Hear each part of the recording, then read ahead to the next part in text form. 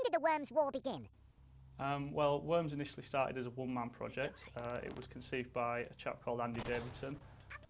It was a game that he wrote as a multiplayer title, something that he and his friends could enjoy. He actually wrote it while he was still doing his maths A-level at school. I think it was a bit of an ambition or a dream for Andy that one day the game might get published, so he took it to a trade show in the UK. Team 17 stumbled upon it and signed both Andy and the game up. It came in-house, it was developed, it came out first on the Amiga, it was launched in 1995. The game came out at a time when 3D graphics were popular. You had consoles like the PlayStation coming into prominence, so from some quarters it initially received a little bit of short shrift because it had a simple appearance, but it was difficult to argue with the addictive quality of the game, and it went on to become a commercial and critical success. How has Worms changed? Well, over the years there's been quite a few iterations of Worms. The most dramatic change probably came in the mid-2000s. The game made a couple of appearances in 3D. These appearances were solid enough titles, but they seemed to have a little bit of a mixed reaction, and that was mainly due to the fact that there were natural changes to the gameplay brought about by the game just being in 3D. It lost a little bit of its defensive qualities, some of the strategy suffered a little bit, and it became more difficult to make shots in 3D and so on and so forth.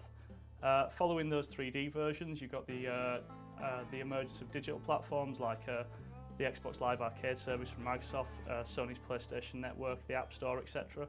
And when we launched on these platforms, the game went back to its 2D roots and sort of got a new lease of life, really, because it was really successful on those platforms. Can you tell me about your own involvement in the series? To some degree, I've been involved with every Worms game, almost every Worms game since 1999, starting with Worms Armageddon on the PC.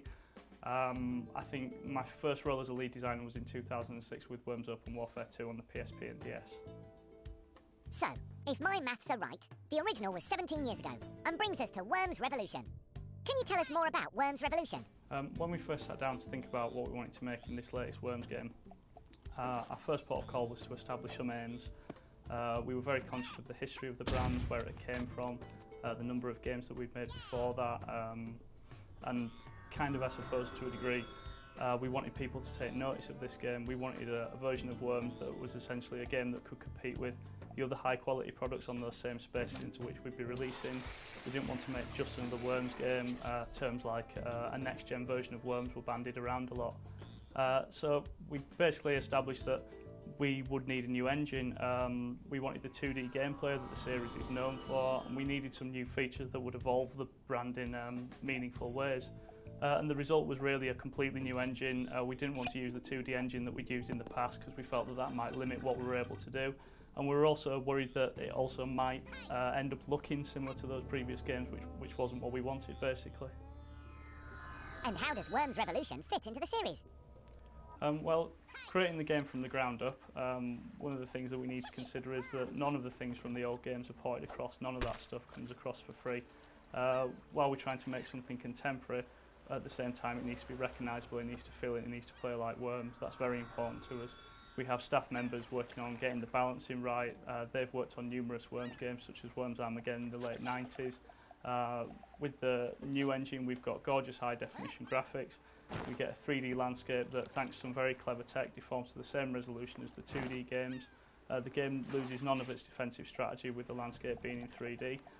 If anything, we've got a host of new features such as different types of worm, physics objects, dynamic water. These increase the game strategy.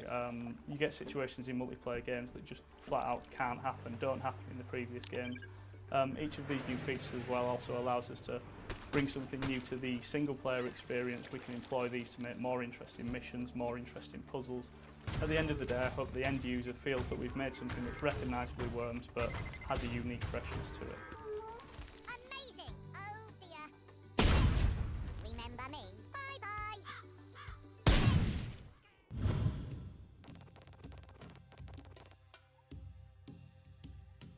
Worms Revolution looks different, yet familiar. Can you tell us more about the landscapes?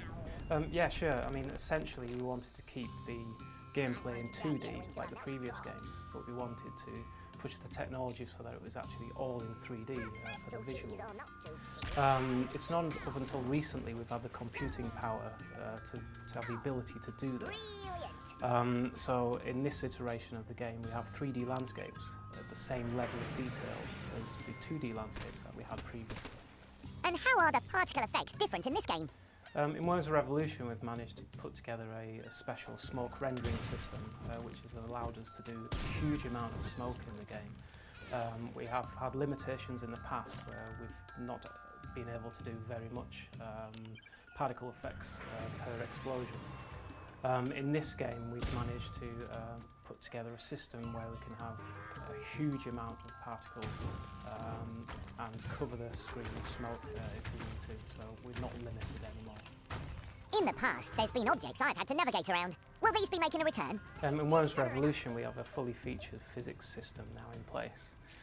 In previous games we've had static objects on top of the landscape, and they're actually part of the landscape.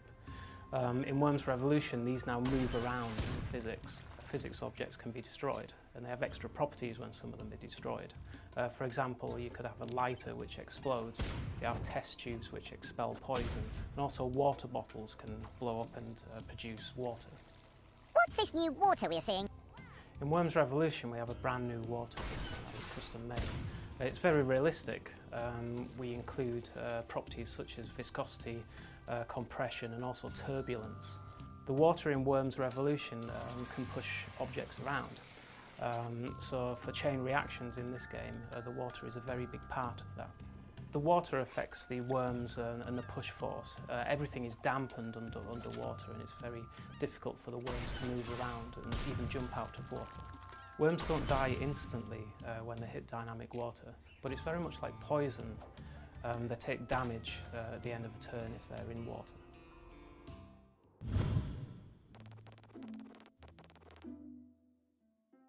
So, I'm seeing a lot of different looking worms around. What are these? These are the classes which we've introduced into Worms Revolution. We needed to evolve the gameplay some more, and we thought, why not change the actual core worm itself? We've had the same worm for about 15 years now, so we thought, why not make it a bit different? So we've changed his actual physical size. So we've got these various new classes which we've got 4 of. There's the Scout, there's the Soldier, Scientist and the Heavy. We work with Tom Gluckman on the concept artist stuff. He's the famous Worms artist and stuff. His humour's a bit risky, so we had to vet a lot of his stuff that we got, but in the end we nailed down some awesome classes and stuff. Soldier is the first class. He's the all-rounder. He's the worm that you'll recognise from previous versions of Worms. He walks and jumps just as you expect. He does damage as you expect it to be. So he's the default guy who you start with when you start playing Worms Revolution. Then you've got the Scout worm. He's the little cute fella. He's a Scout worm. He's the sort of worm that you trust to look after your cat for a fortnight while you went on holiday to Ossett. He's very nimble. He's a Scout. He can also jump a very long way as well. Downside of the nimbleness is that he can take a real kicking by other worms. If the Heavy hits him with the baseball bat, he'll go flying, so a bit of a downside of the Scout. But a cool thing with his size is that because he's so small, when he digs a blowtorch tunnel, they're very, very tiny. So the other worms, Heavy, Soldier, Scientist, they can't get down there, so very cool to hide the Scout away down there. There's the Scientist worm. He's the brains behind the brawn. You'll recognise the Scientist because he's got a huge big head. That head's full of brains, so we're here, it's not some cranial dysfunction going on in there. And he's the support class for the team. At the start of the turn with the Scientist, each worm on that team gets 5 health, which is a real bonus, and he also does things like the sentry gun, electromagnets, which he creates, are far more powerful as well. So a very good support class to the rest of the team. But the downside is he's not a frontline fighter. With the Scientist, we find, get him dug away somewhere, out of harm's way, and he'll support from the back of the Scientist. Lastly, we've got the Heavy worm. He's the giant looking, mean looking worm from the artwork which is out there. We actually got some local nightclub bouncing to some motion capture, so we think it's a realistic gripper that we've got there. With the Heavy worm, he's very slow. He doesn't go up slopes very well. He can't jump very far. Even with the jetpack, he doesn't move very well. But the flip side of that is he's really, really powerful. He can take a punch and he can give a punch back. So he's the sort of class who people like to fight toe to toe in Worms are going to love the Heavy class. And something which we've got for Worms Revolution is actual physical damage on the worms themselves. Usually worms can go 12 rounds and they don't bat an eyelid, but now in Worms Revolution they've now got black eyes, they can have missing teeth, they can have bandages. It's funny, but at the same time it's a bit tragic. You kind of realise what these worms are going through and stuff, so it does shed a tear to your eye while being funny at the same time. If I want to dress up before war, what customisation elements are available? One of the things we've got more of is hats in Worms Revolution. We know people love hats, so we've got the usual selection of military style hats like the World War II helmet. If you want to dress your worm up military, serious style, then you can do that. As well as the serious ones, we've got comedy ones in there, such as we've got wigs and stuff, particular pop style wigs where once they're on a worm I do find it pretty hot actually, so a bit of something there for everyone. As well as the hats, we've also got new gravestones and we've also got new victory dancers, forts and other things. Something which we revamped for Revolution is the speech bank system. Before we had one sample pretty much for each one action in the game, but now because you kind of get sick of hearing the same sample again and again, after 15 years of hearing a worm say look at that, it's kind of got to us a bit now, so we've fixed that problem. And now you've got the bucket system in place where there's multiple samples for each one action in the game, so you never get bored of the worm saying the same thing over and over again, and we're very proud of the bucket system as well. Also for Worms Revolution we've got trinkets now as a customisable option where the worm takes these into battle. They don't really bring anything to the gameplay as such, they're just things that worms get out and play with while they're bored. For example, worm can get out a particular handheld console device. Actually no, it can't for legal reasons, we took that out of the game. So now it gets out a teddy bear, it gets out a football and it'll play with these while the action's going and waiting for its own turn. So they don't bring anything to the party, they just look funny when worms are playing with them.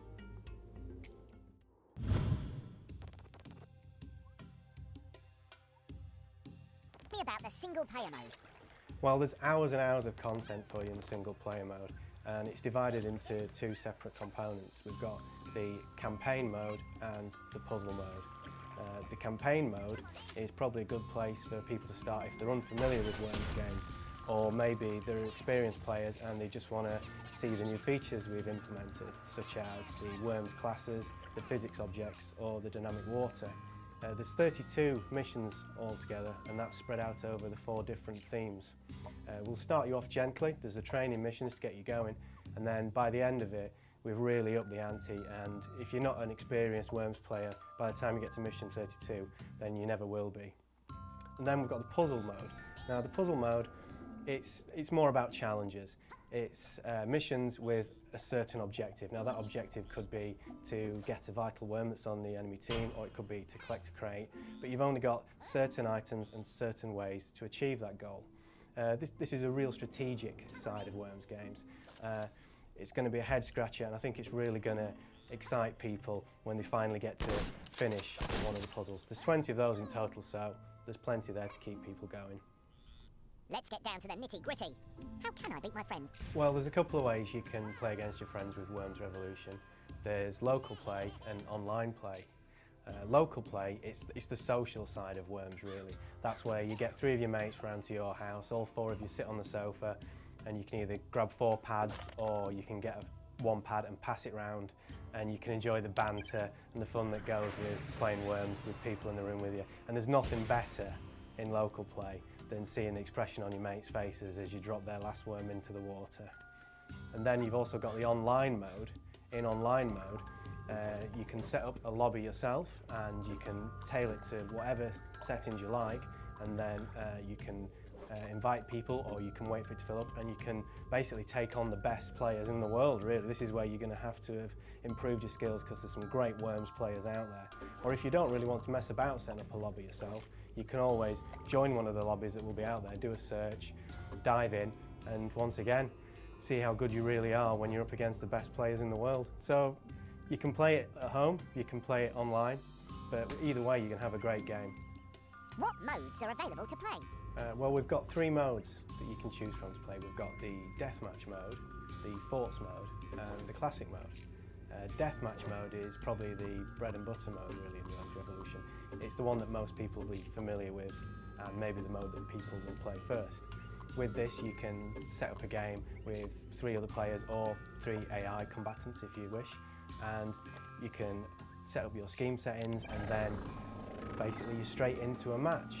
You're going to be able to use the physics objects, the dynamic water, and make use of the classes, and it's a case of the last worm standing.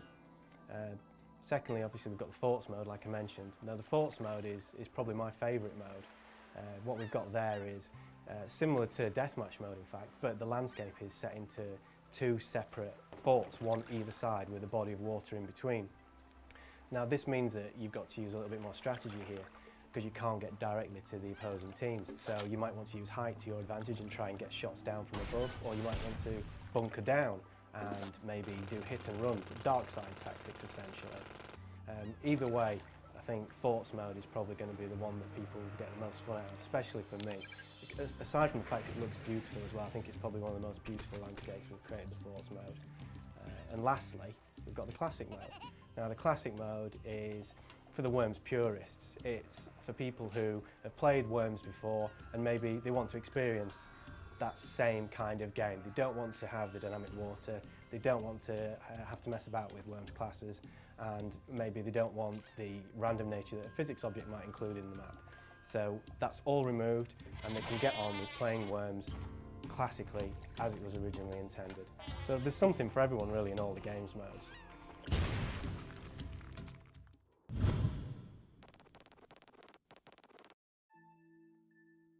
What classic weapons can I battle with? Classic weapons, we've still got concrete donkey, the holy hand grenade, your airstrikes, the old one, and of course the sheep, so fans shouldn't feel worried that we've left out the classics for some of the newer weapons that we're adding into Revolution. I heard there's going to be some new weapons available in the panel. Can you tell me more about these? Yes, we've got new water-based weapons, so we've got the water bomb, the water pistol and the water strike, so these can be used to good advantage. For example, you can now drown your enemy worms in dynamic water, so if you're there in a crater you can chuck a water bomb in there and they'll gradually lose health over time. You can also use it to push your enemy worms into different positions, or even push them into the base wall, which is good fun. But you can counter this with the plug hole. So if you find yourself in the dynamic water, you can place a plug hole, it'll drain the water away, and then you're free to go on your way. We've also got the physics objects. So because of this, we've added the utilities of the UFO and telekinesis, which will allow you to pick up the physics objects, move them around the landscape, and put them into a more advantageous position for yourself. Because these will emit things like water, fire, and poison, which again, if you explode them, it can help you kill off your enemies. We've also got the stick up, which allows you to steal weapons from your opponents, and the wrench, which will allow you to repair your sentry guns or your physics objects should they get damaged. What's your favourite weapon? I've got a couple. I've got the concrete donkey, which is an old school weapon that causes a lot of carnage, which is great fun to use. And we've added a new weapon, which is Boggy Bee, which is like having a secret fifth worm in your team. So if you select him, he'll drop down from an helicopter and throw a grenade at your opponent, which causes a lot of damage as well, which is great fun to use. Do you have any gameplay tips? Yes, because of the new physics objects that we've added, it's use these wisely. So again, if you put them in the right area, you can use them to kind of push your worms into different areas or create extra damage. So using these in the right way will definitely help you. And with the new class system that we've added, use these again.